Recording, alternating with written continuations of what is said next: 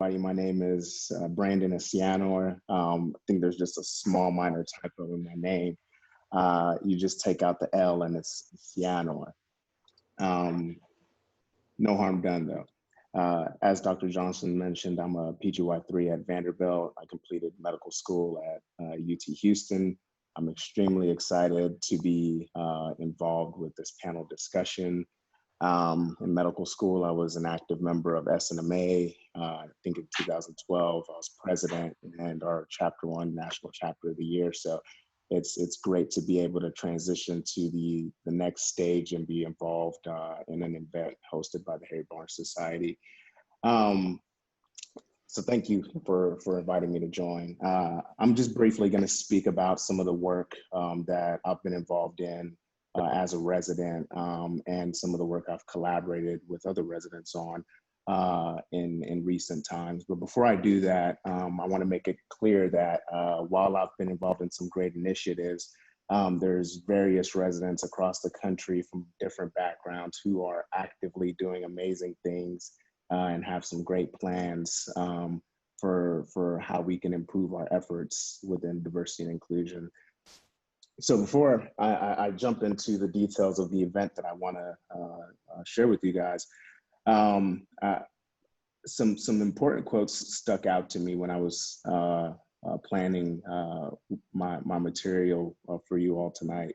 One being through triumph, through tragedy comes triumph, and that has just stuck with me with recent events. And I have to correct myself every time I say recent events, because recent events in reality are just highlights of ongoing events that have been going on for a very, very long time. So I actually prefer to say current events or highlighted events. Another quote that stands out to me is, "They tried to bury us, but they didn't know we were seeds." So as Dr. Johnson mentioned, through the George Floyd tragedy has sparked a lot of momentum in the realm of diversity and inclusion. And, you know, it's a terrible thing that happened to Mr. Floyd, but I know he's looking down at all of us, and he's proud of all the work that has been sparked as a result of the events surrounding his death. From a resident perspective, we've really come together in these times, and we've been extremely supportive of one another. I recall Connor Smith. He's a new incoming. He's a new intern at University of Michigan, reaching out to me a few months ago just to check on me and see how I was doing. And we had a chance to just exchange some dialogue and just talk candidly about everything that's been going on. And I've had similar conversations with many other minority residents across the country.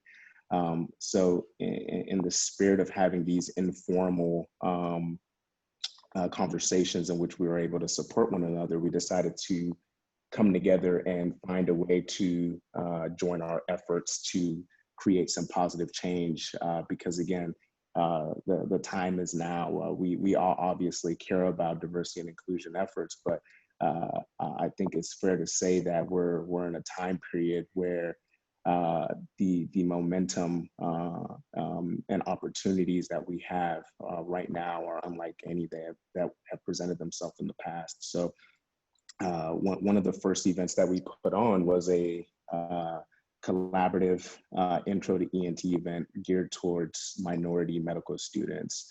Now, the reason for doing this, there's no secret that within ENT, otolaryngology head and neck surgery, that our numbers are small. They are certainly growing, but they are definitely small and could definitely be improved upon. And one of the ways to improve upon our efforts is to strengthen the pipeline.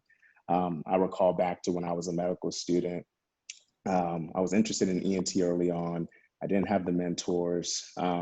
And my approach was, I'll take step one, and if I do decent, then I'll consider ENT. If not, I'll consider something else.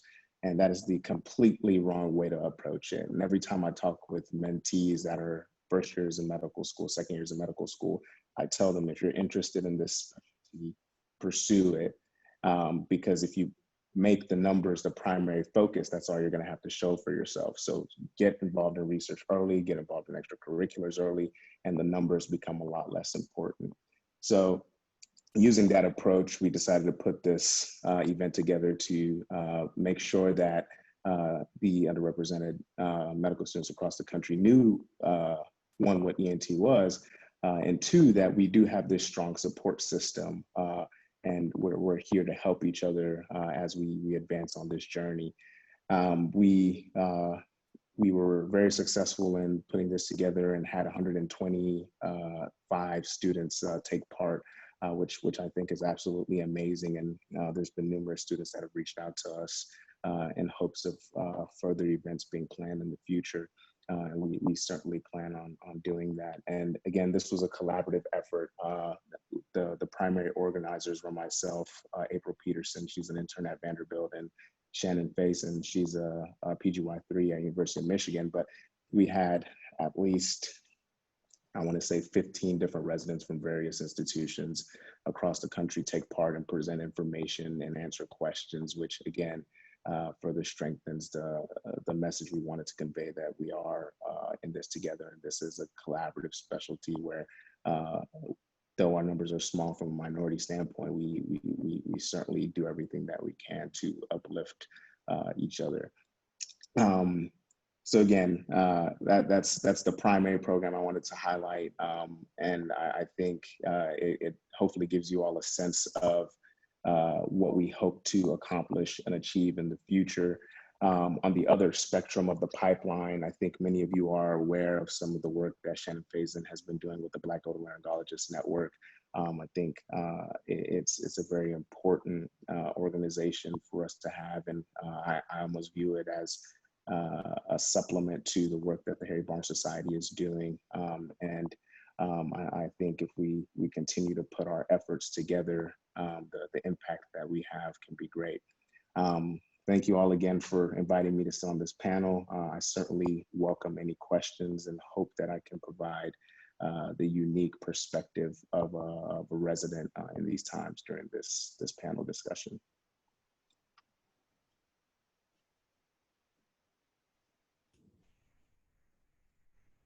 Thank you. So next up is Dr. Fawcett. I don't know if you have any slides to show, or you just want to just go ahead and talk. But again, you have access to this sharing if you need to show any slides. I do have slides to show. Let's see how I can do this here.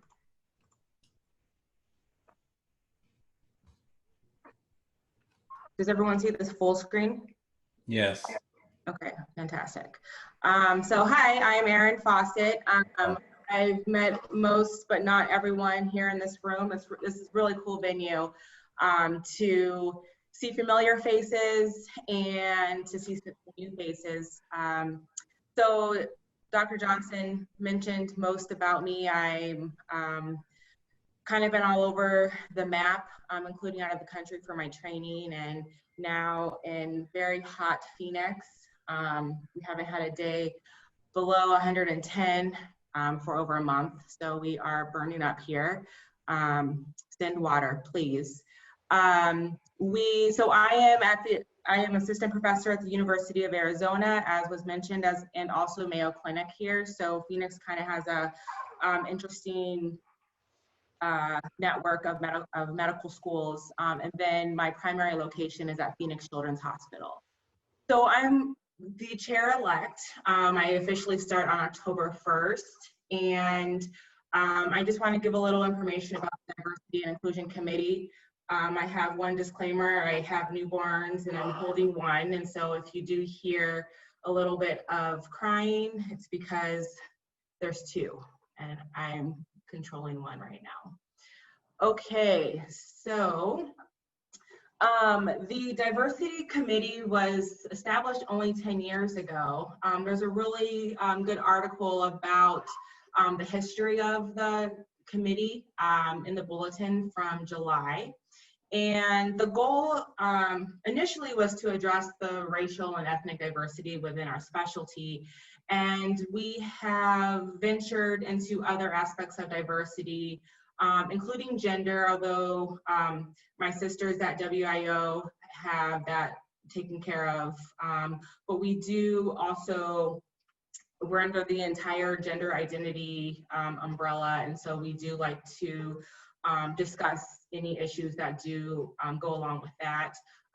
Sexual orientation, religion, socioeconomic status, those disabilities, age, especially those in the geriatric population. And the goal was to promote, or is to promote, cultural sensitivity and competence with the other academy committees. And so we want to develop a more inclusive community within our specialty for our patients and trainees, and even with one another. Another aspect of the committee is that we review and validate and approve requests to survey any members of the academy on topics that are related to diversity and inclusion. So we provide 2 grants for students and residents. The first one is the Dr. William Harry Barnes Leadership Grant. And I actually, this is how I got involved with the committee. I applied for it. I remember when I tagged along just with somebody, it was probably Dr. Flannery, to a meeting. And there they had announced that they were giving out these grants, and I applied, and then the next year I got it. And what it is it's monies for residents to be able to offset some of the costs for the meeting. But also what I found the most exciting was that I was able to meet lots of people, and it really fostered this network in education and leadership development. And the other grant that is provided is for 4th-year medical students, underrepresented minorities, who are applying to otolaryngology, and they are provided with monies to defray costs associated with away rotations. This has been provided for 20 students so far. We have not been able to do it this year because of COVID, and so next year, instead of providing 2, we will provide 4 of each of the grants. And I just want to mention that both of these have been spearheaded by our Academy President, Dr. Taylor. And so just quickly want to give you kind of an idea of what we're doing. The big thing that we spent a lot of time on this past year and still working on is a training video project, which we are working in collaboration with the Academy. And we have made 10 videos. They are for all members of the Academy. And the goal is to provide us training and administrative staff on best practices and how to appropriately communicate with patients that might be different than us. And so some examples, patients that speak a different language where there is a language barrier. We might run into patient populations where our patient is a female and the visit is dominated by a male spouse or family member. Other aspects that we've hit are our LGBTQ patients and partners, elderly care, and then those situations with underrepresented minorities, whether it is having our colleagues look in the mirror and figure out what their implicit biases are. And we did welcome, we did have a couple of examples where our colleagues, predominantly our white colleagues, are able to kind of figure out what their explicit and implicit biases are for when treating patients. And then we were asked by Dr. Valela out of Houston to help him with a team-based learning curriculum. And so it's kind of like these videos where we are helping generate a curriculum for, this is more towards the residents and medical students, but it's to help them with different situations where they might be dealing with the patient that is different from them. And so we have helped them provide some examples of that. And they are hoping to make this into a nationwide curriculum once they test it out in Houston. Just quickly, some other things that we do. We have an annual meeting mixer, which we started about 3 years ago with Dr. Flannery. It's been great. We started off, I think the first one had like 5 people, and then every year there's a few more, and last year's was a lot of fun. And so I encourage anyone that is at the meeting next year, hopefully we get to meet in person. Keep your eye out for the mixer. And so we recently did a podcast on the frequency, which is a podcast that's provided by the Academy. And this was a podcast on allyship. And the podcast was initially just one of the topics that we were going to do. 3 members from the Diversity Inclusion Committee were on it. It happened to be that we taped it on the day of the George Floyd murder. And it wasn't going to come out until September, October. We ended up asking if it could be put out earlier, just to kind of help with the dialogue on how we can be allies and how we can, how our colleagues can learn to be allies if they are not. We have multiple bulletin articles that every month the Diversity Inclusion Committee writes an article, a member of the committee writes an article, and that's been published, and we've been pretty active on that in the past year.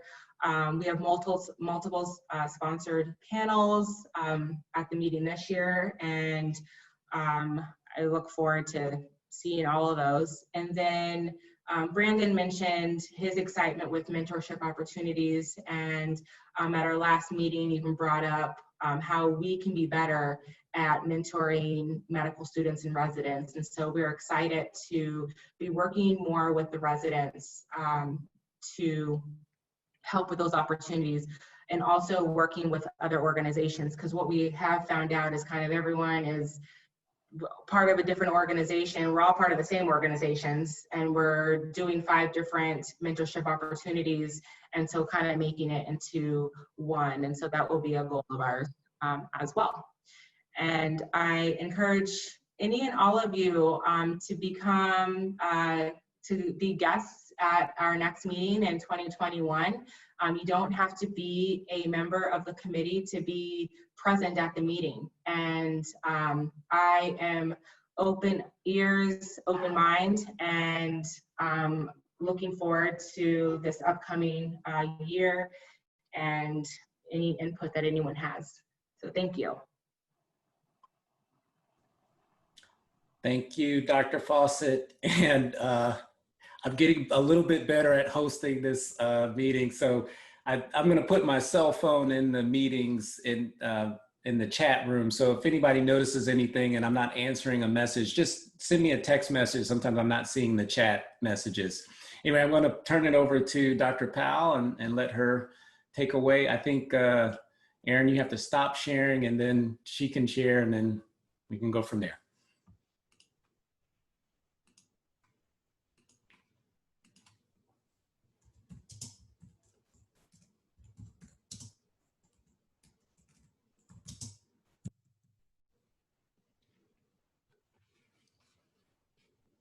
Is everyone seeing my screen now? I just need to get it into the slide mode, I think. Yeah, Okay. I can see it. Oh, I think, yeah, there we go. Great. So the last part, I guess, of the discussion, first I'll say thank you to Romaine for having the vision to spearhead the initiation of virtual grand rounds for our section. I think it's a huge step forward for us to have a more structured curriculum in the future, and an opportunity for us to get together to to commune with one another, one, but more importantly, to achieve the good works that I think we've all intended for this section to achieve all along. And he's just putting some legs and feet to the vision. So thank you so much for that, Romaine. Also, there were some thank yous in the chat that I just wanted to express publicly. One, a thank you for the past presidents of the section, Dr. Perry Jilks, Dr. Taylor, Dr. Harley. I don't know all of our past presidents on the line here, but all of them have been instrumental in many ways in my life and career. And I wanted to express a personal thanks to them. And the same for the Diversity Inclusion Committee for the Academy. As you all know, Dr.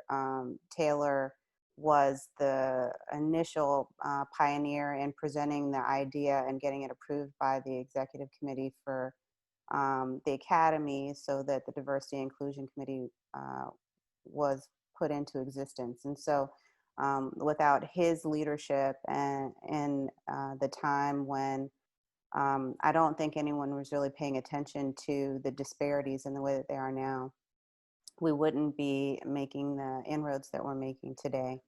And then lastly, for my piece of this talk, before we open up for Q&A, I was just asked to give everyone my vision, I guess, as the incoming chair of the section for this 2-year tenure that I have on what I see for the future, and also to make sure that we don't forget to look backwards, because if we don't look backwards, we're very likely and prone to repeat the mistakes that we made because we weren't cognizant of that knowledge from the past. So first, the history, and I'm not seeing all of the photos on my slide because I'm actually seeing everyone else. So I'm hoping everyone else is able to see the photos, because the history of the NMA is rich. And I think, dating back to my days in Student National Medical Association, I didn't have a good understanding of the disparities, not only in health and well-being, but also in opportunity and advancement that our predecessors had to endure when they were initially founding the NMA in 1895. Now the NMA has over 30,000 physician members of African descent, and they continue to be the loud voice that we need for advocating for patients that are in underserved populations and communities where health disparities are rampant. And I think that we would all agree that in this time where police brutality and over-incarceration and lack of opportunity and unemployment and all of the other social ills that are affecting the African American community at numbers that far exceed our counterpart populations, that the National Medical Association, in partnership with National Association for the Advancement of Colored People, with the Urban League, with the AMA, has spearheaded in a lot of ways, placing that bright light on injustice and forcing change when people were not in a position to desire it. And so I took these images just from Googling images for the NMA. And as you can see, we started out with small numbers, but big vision. And the other thing that stood out for me was that, you know, women have had an even more challenging place, particularly African American women, in this discussion of race and gender and healthcare. And often African American women's voices are not heard. And so to be in a position with our section to not only advocate for our race, but also for women's issues, I think this is just a huge opportunity that we should take and make sure that we utilize it to our advantage.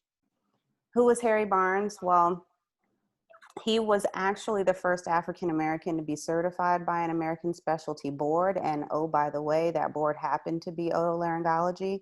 And so there are some big shoes to fill in knowing his background as a former president of the NMA, as a 3-term president of the Philadelphia Academy of Medicine and Allied Sciences. He was actually an inventor. This was something that I just learned, of an instrument to allow for inspection and evaluation of pituitary tumors in the sphenoid through a transeptal approach. And this would have been well before our days of expanded endonasal approaches for tumors. So Harry Barnes, I certainly don't think that any of us talk about his contributions to our specialty in the way that we hear about contributions to our specialty for some of our majority counterparts. But he definitely not only was a pioneer for our race, but also for the work that we're doing in our field today. So my goals for the year, I just put some bullet points here so that I could speak to each, but this is not a comprehensive list. I just think it's a good place to start. The virtual Grand Round series, I hope that it will be something that we will have in perpetuity after my tenure ends. I hope that everyone will find it to be of value, and that it can become an open forum for not just our membership, but for any that are interested in getting CME and hearing valuable information on the topics that we intend to present over the course of the series this year and in the coming years. Outreach, mentorship, and sponsorship is such a large topic for us to review. Any one of those, I think, would take more than a 5 to 7 minute talk. But there are quite a few groups that have emerged amidst this COVID pandemic and new virtual platform space.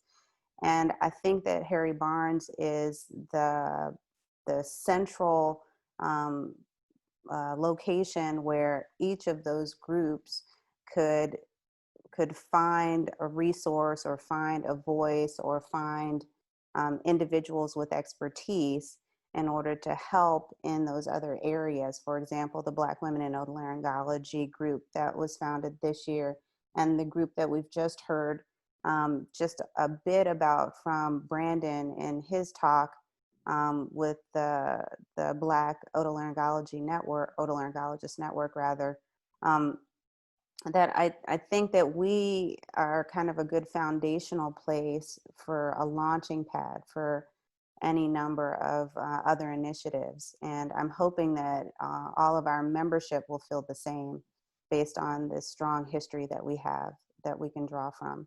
And then member recruitment. I know that we're looking to increase the percentages of underrepresented minority applicants into the specialty, but it's my hope that those applicants will find value in membership to Barnes, and through that membership, also membership to the NMA, because there are unique challenges to our population, to individuals that have our backgrounds, that grew up in our neighborhoods, and they often don't have a voice if we're not speaking for them.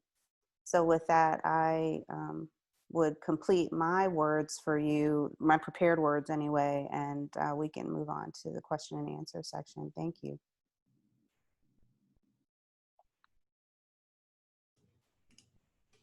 Thank you. Oh, and to answer your question, I was a commander in the Navy. So. Okay.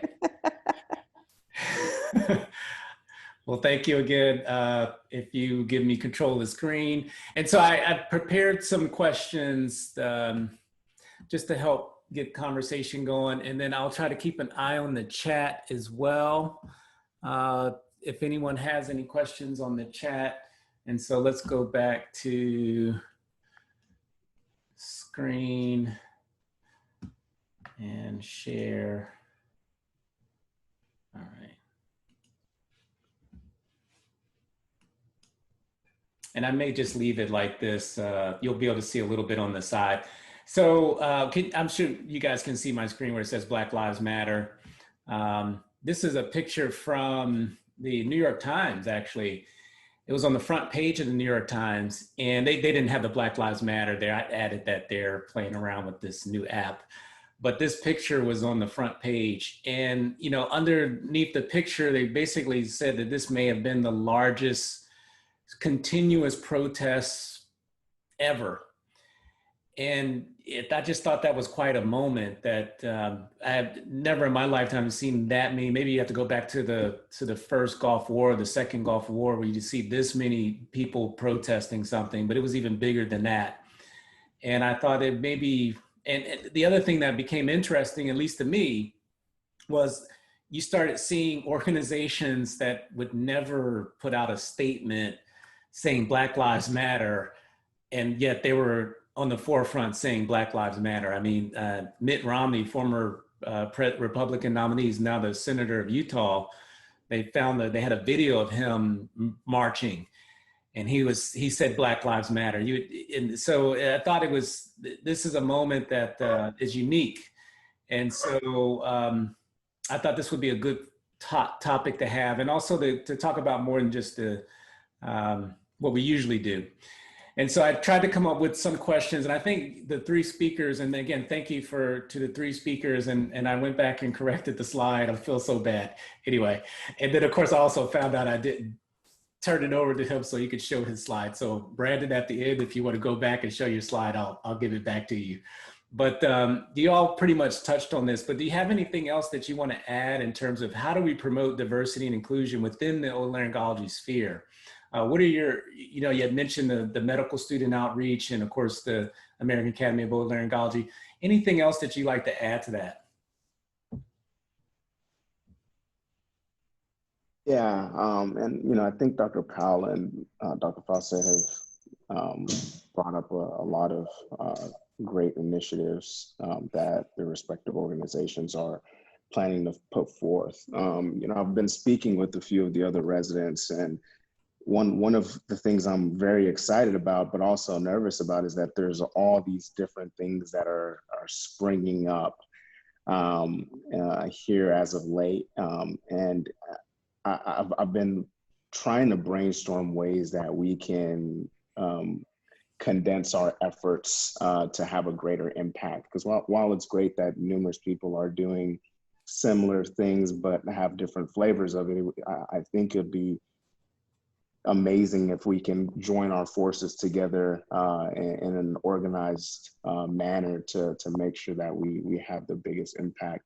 I came across a pyramid the other day, and I love the way it kind of organized working to implement change. And it talks about how you start off with your diffusion process, which is, we know diversity and inclusion is important. We know what the numbers are within otolaryngology. We know we want to improve upon that. So the diffusion model is just allowing things to happen without much intervention. And in certain settings that can happen, but in a matter such as this, I don't think that's the best approach. The next step up would be dissemination.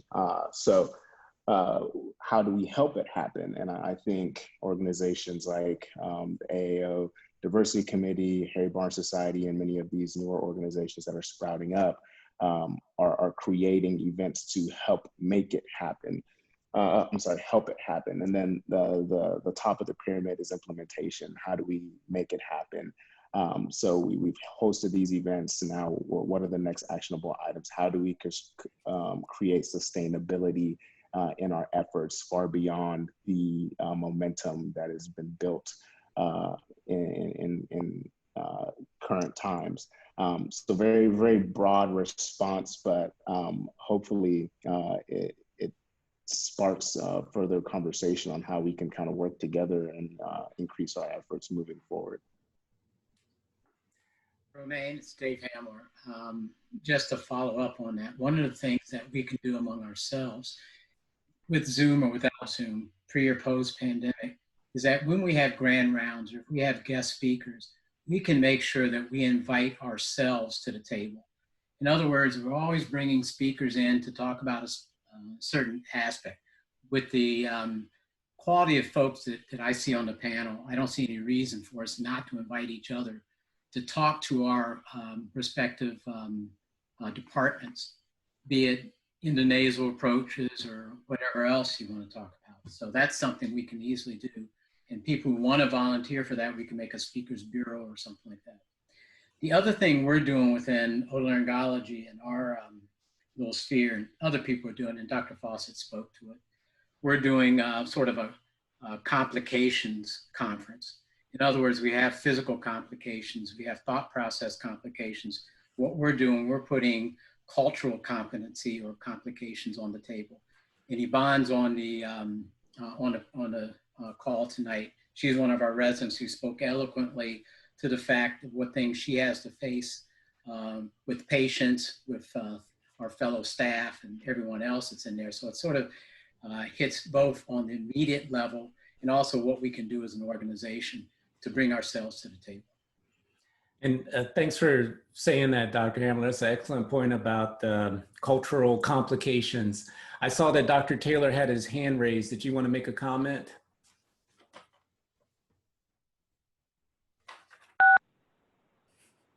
Can you hear me? Yes, sir. Okay, I'm sorry.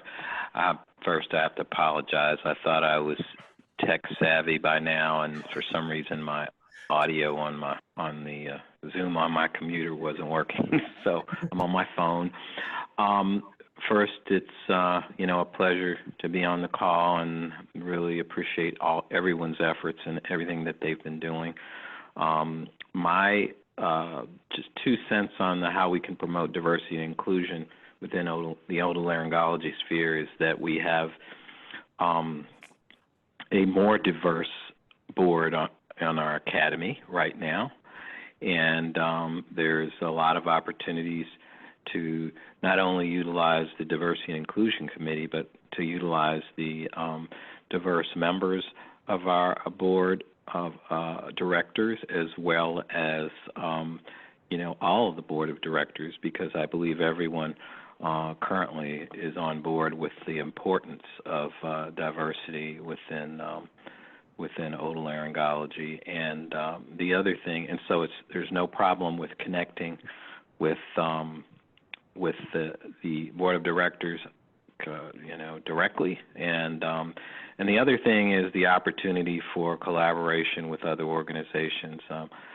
such as SUO, and I do think there is value in trying to consolidate some efforts, but I also really appreciate the groups that have come out within the last 6 months that I think we can never get too much of, because they're all doing great things. The final comment I want to make is that I think in order for us to see more African Americans within the specialty, we also need to look at the dismal numbers of African American males that are going into medicine, let alone the specialty. So it's in some juncture or some place we need to perhaps focus on that. I think that some of that is going to be represented in the events that are going to be held at our annual meeting, and all the efforts that were put into, and it's going to include some pre-medical students. But with that, again, thanks everyone for all the work that you're doing, and thanks for the participation and the opportunity for me to speak. Thank you, Dr. Taylor. I wanted to go back to our panelists, and so this is another thing that has come out, at least in my mind, and maybe we've all experienced this, but so how do you call out racial injustice in the workplace? If you see something, and there is a tendency to just let it ride, or unless it's real egregious. How do you approach this problem, Dr. Fawcett or Dr. Powell? So I mentioned earlier about being an ally, and I think that is one thing. We can be allies for ourselves, but also helping others be allies. And so if there is some issue in the workplace, such as racial injustice. I think that, I mean, it kind of depends how blatant the issue is. If it's something, you know, that needs to go above your head or above our head and talk to somebody, then that needs to happen. If it's somebody that is asking, you know, look, I saw this at work. If it's a resident that saw maybe an inappropriate interaction between another resident or with an attending and a resident, I think that it's important to kind of give some guidelines on how to be an ally. And I just kind of want to define what an ally is. And so to be an ally is to kind of take the struggle as your own. So if it's not happening to us, but it's happening to someone else, taking that struggle and taking it as your own. And I think that's one issue that we might have in society, is that people aren't taking our struggle as their own. If somebody has privilege, transferring the benefits of your privilege to those who lack it. And so I think that that's an important thing when trying to figure out how to be an ally. And then just amplifying the voices of those who are oppressed before our own.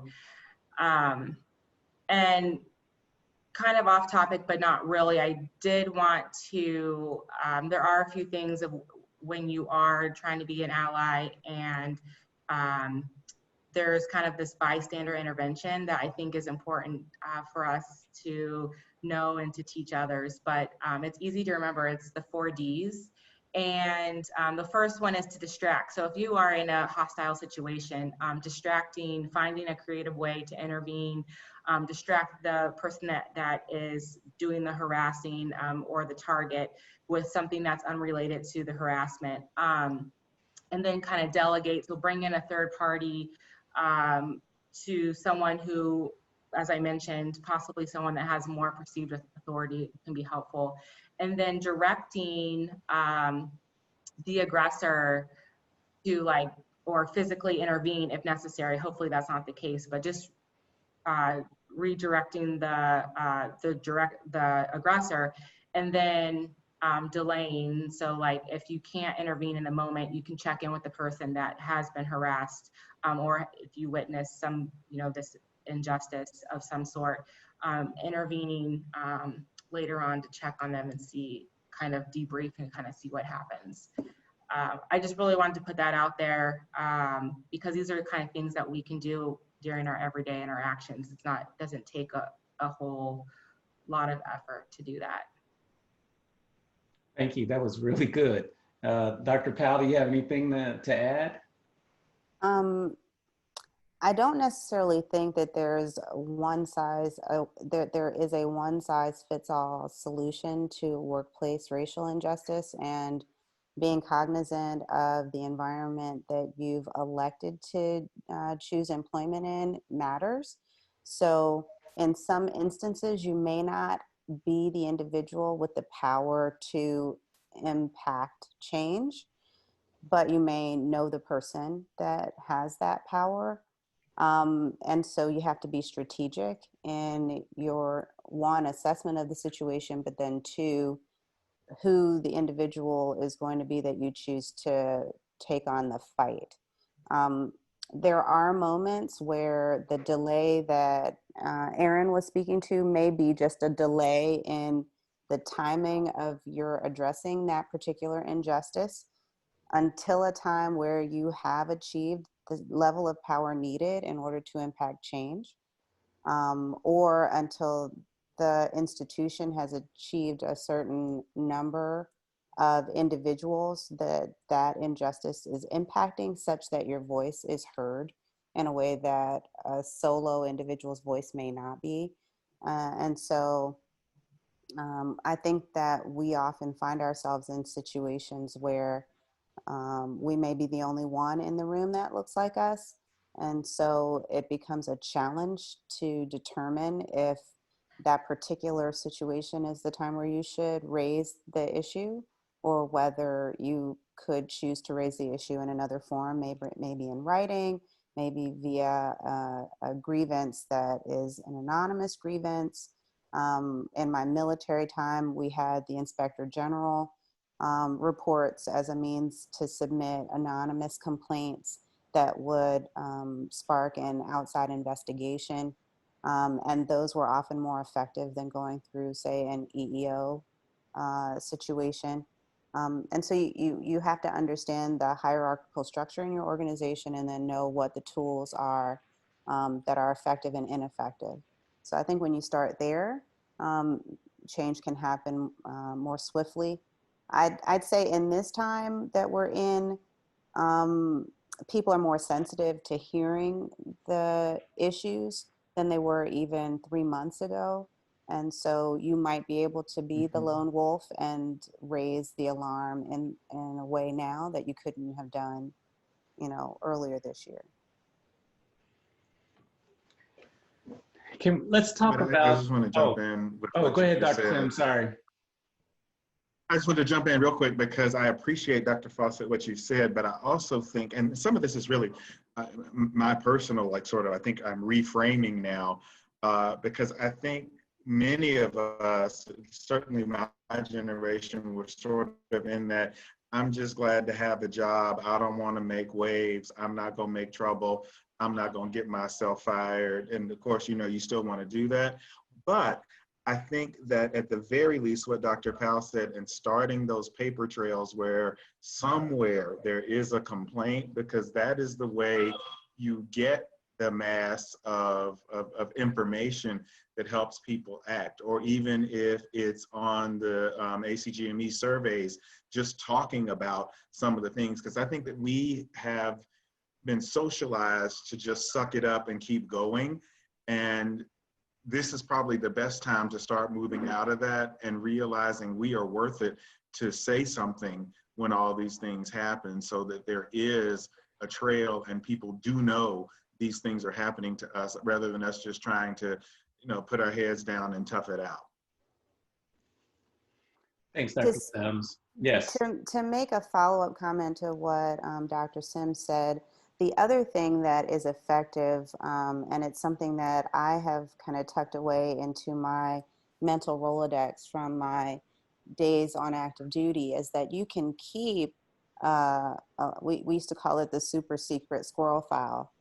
And it would be your draft messages on your email that you never sent anywhere, with a narrative about, chapter and verse of the thing that happened at date and time, interacting with individual X, Y, and Z. And once you compile enough of those, and it may take you 3 months, it may take you 6 months, it may take you a year of compiling enough of those that you start to see a pattern, or the individual X and Y seem to keep cropping up over and over each time you go back to your super secret squirrel file, until you recognize that those individuals are directly impacting your ability to advance and promote based on their actions or inactions. And then you're able to put together a more cogent report if you decide to present something to a higher authority based on facts that have occurred over a period of time, that have been a pattern that you have witnessed, et cetera. And I think that when you look back on some of the Senate hearings that we've had an opportunity to review, you'll notice that they were doing some similar types of personal memos and narratives to keep in a back file for no one else to view, in order to have access to it should the need arise in the future. Yeah. Thanks, Dr. Powell. So a few, maybe 6 months ago or a year ago, we had our last fellow. She's moved on. She's now at Emory. She's going to be starting soon. Clarice Brown, Dr. Brown. We were sitting down and we were talking in the office and we were reviewing some literature, and I came across an article in Harvard Business Review, and it suggested that Black women can have particular challenges in sort of corporate America, and also you can extend that to otolaryngology, trying to navigate both their race and their gender. Can can you all speak to that? What kind of, how do you do it? What are the challenges you face? Can you share with us some of your experiences? My own personal experiences, I've dealt with both sexism and racism. Some of the sexism is blatant. Some of the racism is blatant. Some of it is microaggressions that can occur with you when you are the only female or the only African American or the only one of both in your department. There really is no venue to talk about these things. Um, Sometimes when you talk to other women, especially about microaggressions and sexism, and it can be anywhere from people hitting on you to saying things that are just egregious to you. There is nowhere to go to. Um, and a lot of the times what you have to do is just deal with it as best as you can. Um, because just like in the age, we're dealing with the pound Me Too society right now. But a part of the reason why all of those women kept silent is the blame is always put back on you for any of the things that happen. Um, when you are an outspoken African American or African American female and you speak up, sometimes you can be viewed as the loud one or the angry one or whatever stereotypes they want to place on the stereotypical Black female that happens in our society. Um, so, you can do some of the same things that your male counterparts do. You can, be really, really advancing in your field, but sometimes people want to put roadblocks up and not let you speak or not let you move forward also because of your sex and your race. And uh, I personally have just learned to kind of deal with it. I don't know, you talk to other people, a lot of us feel the same way. But for most women, and most African American women, we're almost always in a position where we're the only one that looks like us in our department. So, Hi, I want to chime in. Can you guys hear me? Yes, sir. Yes, ma'am. All right now. Well, let me just start from the beginning. I'm a product of Catholic school girl for 12 years. Went to HBCU undergrad, Spelman, HBCU Medical School, Howard, HBU, the only, may it rest in peace, King Drew ENT program. So that was by design, because I wanted to be judged on my quality, my education, and not have to worry about being judged anyplace else. But as soon as I got out of the bastion and the family and the home and the fellowship of a HBCU, reality kind of kicked in. And for those of you that know my phenotype, I was privileged to so much by Caucasian men and women who thought I was white. So for us, for lack of a better term, fair-skinned girls, we had more to deal with. And in training, there was a little sexism, but it wasn't a big.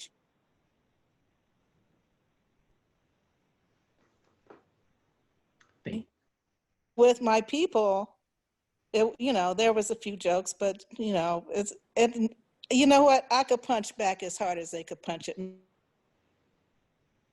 So I don't know if I would have done well at a majority.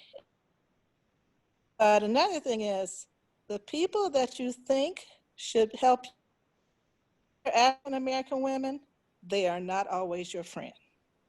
So the Barnes Society, is a place where we can find refuge among our residents that have seemed to have prejudice training. So that was one of the whole, that this is your home. This is where we raise you up to send you out into the world. This is why we have the student presentations and the residents presentations, because you can mess up high holy and we can help you so you don't mess up when you go out to the academy. So the whole point for us to know is that we do have family. They may not be at the institution where you are, but do not ever think that you are alone, because we are here to lift up everyone. Like I said, success for one is success for all. And that's the whole point of us being here and the whole point of our fellowship. When I was section chair, I had a motto. It was fellowship first, fellowship, scholarship, and innovation. And that's kind of how the day starts. The first day was the awards, and it donated to the residents and the students. Scholarship is all our amazingly academic brothers and sisters that did their presentation, and innovation. So as long as we remember, and even if we just let people know that we are here to help you, we are here not to let you get run over. We are here to teach you and tell you how to get out of sticky situations, and do not wait until you're at the end of the plank to raise your hand to call. So just as long as people know that we're available is one step to help out. Power to the people. Oh, sorry. I just said power to the people. All power to the people. So I'm not sure what our end time is, Romaine. If our end time is 9, we're running over.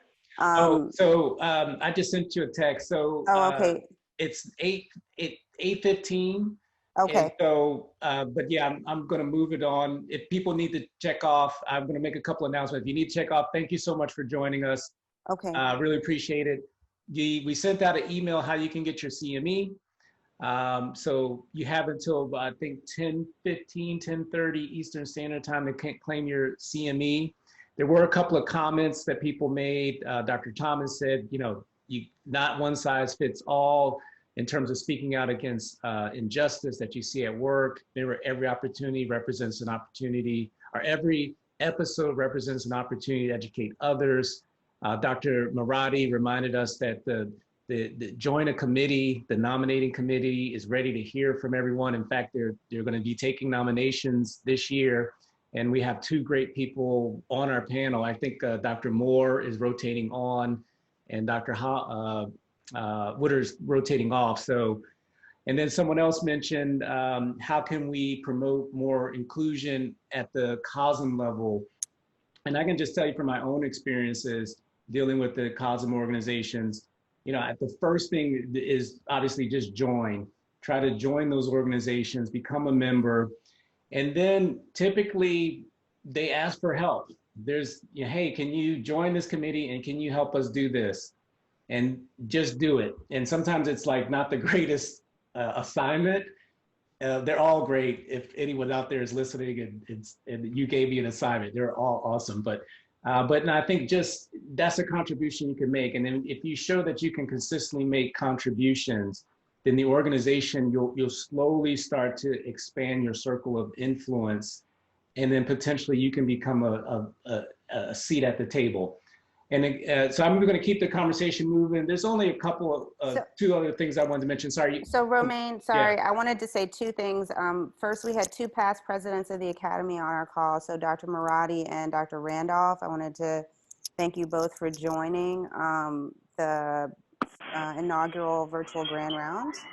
So I wanted to say thank you to you both in case you had to head out before our session ends. And then I also wanted to answer the question about Black women and injustice, because I don't think everyone knows my story. And I think it's worthwhile to just share it, that in the military, I was accused of incompetence, and they attempted to remove me not only from the practice of otolaryngology, but the practice of medicine. And they failed. And they failed. and my record was expunged by the Surgeon General, but it took 2.5 years for my record to be expunged. And so in that time, I didn't work for almost a year, and there was an attempt made to erase my existence from my duty station as if I was no longer attached to the facility. And the entire set of circumstances surrounding that is a sealed record, but I'm not giving any of the details of that whole life experience.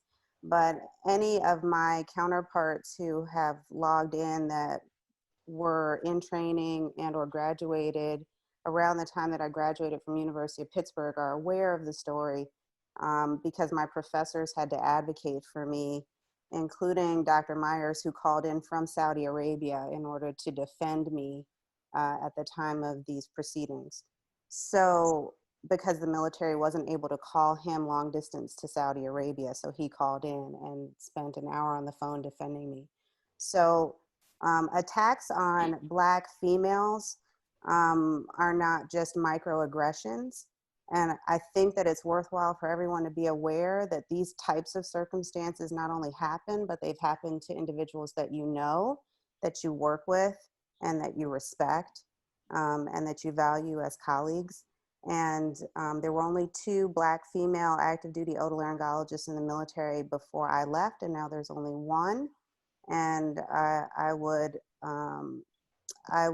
caution anyone on this call to not take the connections and the collegiality that you have for granted in this forum, because there is a lot of experience, a lot of knowledge, but there's also a lot of information that's left in the background that if you take the time to interact with those individuals, you may find that there's a whole lot of additional expertise that is available to you and at your disposal if you end up finding yourself in a place of need.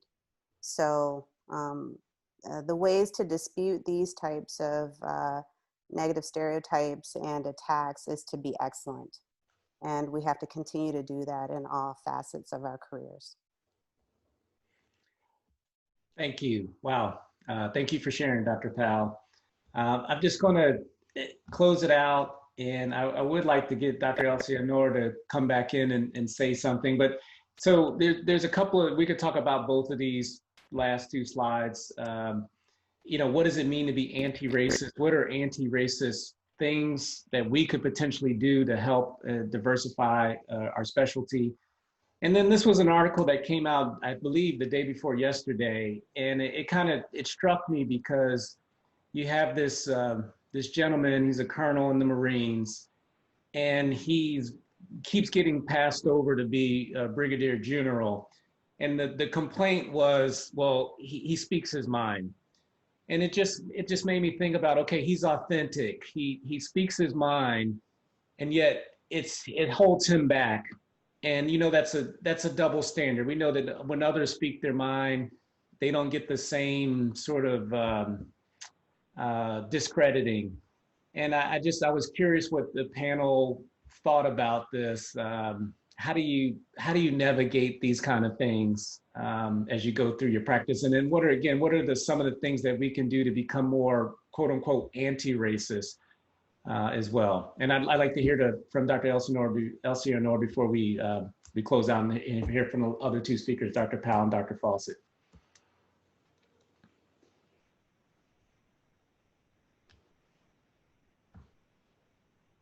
Yep. Are you still there, Dr. Elsinore? I don't know, did we lose them? All right, well, let's go to Dr. Fawcett then.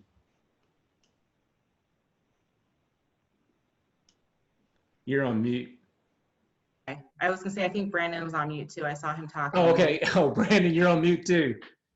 He messaged me. He said he had some mic issues, so maybe he's Okay. back on now. Okay, he's still on mute, but you can go ahead, Dr. Fawcett, and then I'll wait for his mic to clear. So, I guess also, have you ever had that experience where you felt like your authenticity was held as a double standard? So my experience, I was lucky in residency that I was in a small program and I was the first resident, and I mean, they loved my diversity. They loved that I was Black, that I was female, that I was a lesbian. They were all about it because it was an attractive thing for them. And with that though, does come the responsibility of fitting into that bubble and what that looks like to them. And when it comes to being authentic, people have an idea of what a Black woman is supposed to be like. And so I do have, there were times where if I did step out of that bubble, or if I was being too Black, or not Black enough, which was mentioned earlier, being fair skinned, to kind of get stuck in that middle ground sometimes. I still kind of struggle with that, and which is why I don't really have an answer of how I deal with it, because it's still water that I'm treading every day as I'm a young faculty and trying to be myself, but again, not step on any toes, because we get worried about if we're gonna go up the ranks if we do too much, and so it's a struggle. I know there's a lot of people on this call that have experience or have gotten through that and have still been able to climb the ladder. So I'd actually would like to reach out to them to see what they've done in those situations.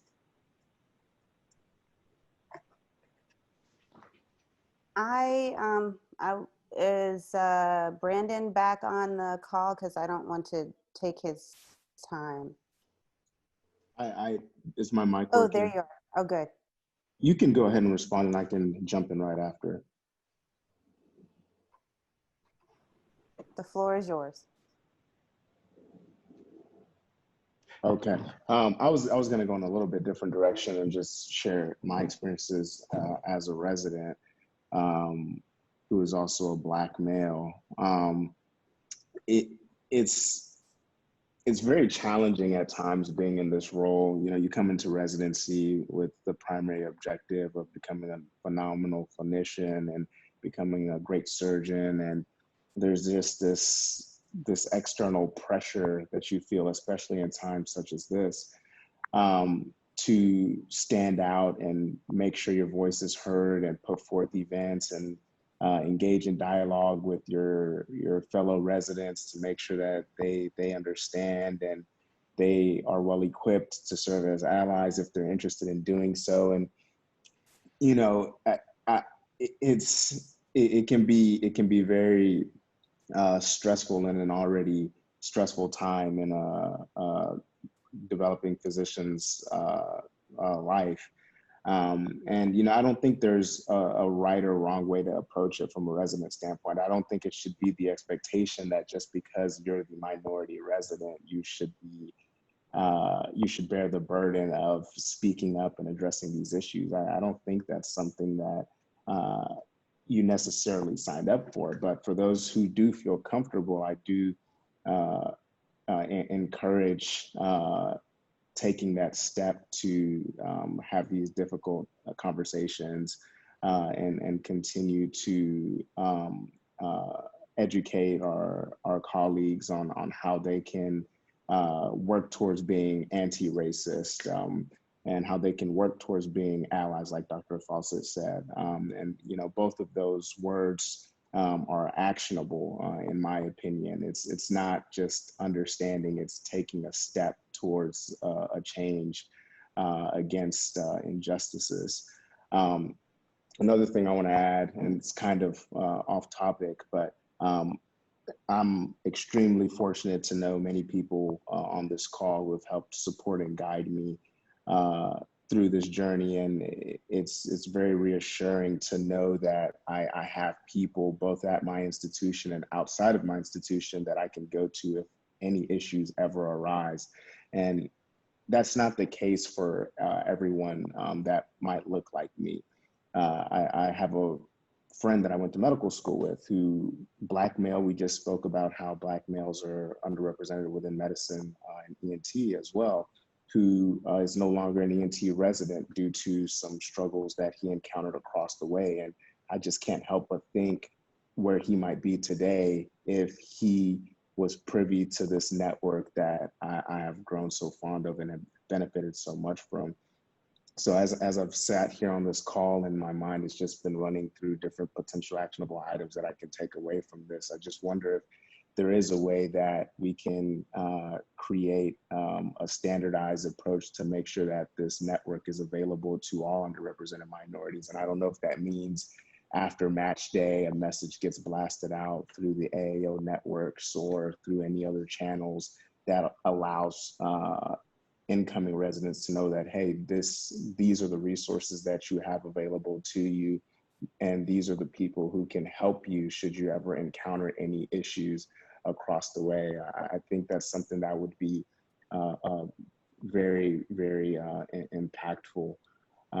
And last thing I'll say is just going back to the whole ally comment, I think it's very important that we continue to encourage others within the majority to continue to help and support us. Because one thing that I've noticed very early in my career is that sometimes the voice of those in the majority saying the same things that we in the minority are saying goes such a long way.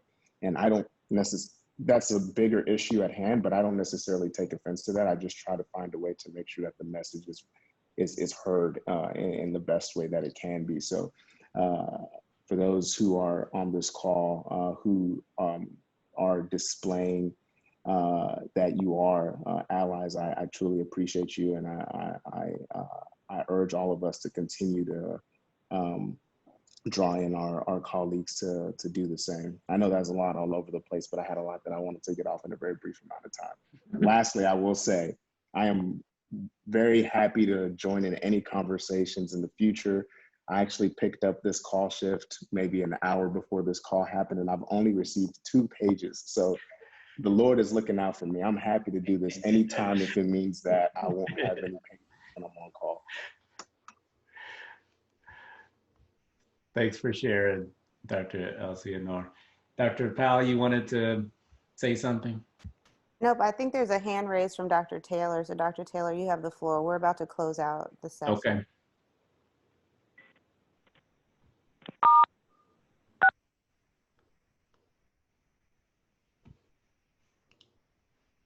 You're on. Can you hear me?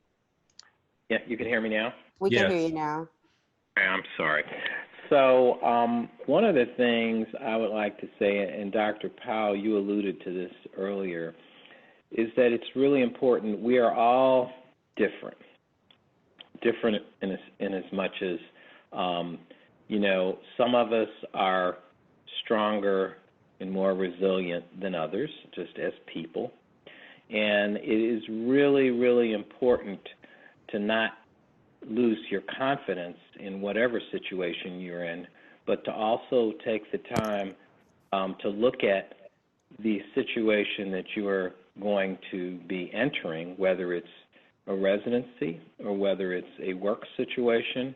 When you have those types of choices, that you want to look at the support mechanisms that are there, and you want to look at yourself and reflect on yourself and know whether or not you are going to feel like you have what you need to have to be able to deal with those types of situations. Dr. Powell, what you described is something that is pretty phenomenal, and you know, I think that would be difficult for anyone to have to go through, regardless. And given your situation, you know, that was pretty phenomenal that you were able to stay in there and fight that battle. But you know, specifically for residents, I mean, I've consulted with several residency programs since I've been the Academy president, and who have asked me to talk to them about diversity and inclusion. And, I've expressed the importance of, if you want to have more diverse residency program, you have to demonstrate that in ways of not just saying you want them to be there, but they will be supported and they will have allies, and that there's a buy-in from everyone that it's important, and not the opposite. So, and I was in the HBCU residency program with Dr. Perry Jilks, and very much the same reason, because of my experience of being the only African American in my medical school class. I think it's really important. There's nothing wrong with saying, well, I want to be excellent, I'm excellent, but do I want to put myself in a situation where I'm going to have the potential for being struck down before I can achieve my goal? I do think that it's a new day right now. I do think there's a lot more opportunities to change the paradigm, and hopefully it's groups like this that can do that. Thank you. We were at Wakanda. All right. Well, I'm going to stop the screen share and close it out. We went a little bit over. Thank you so much, everyone. Dr. Powell, do you have any last words?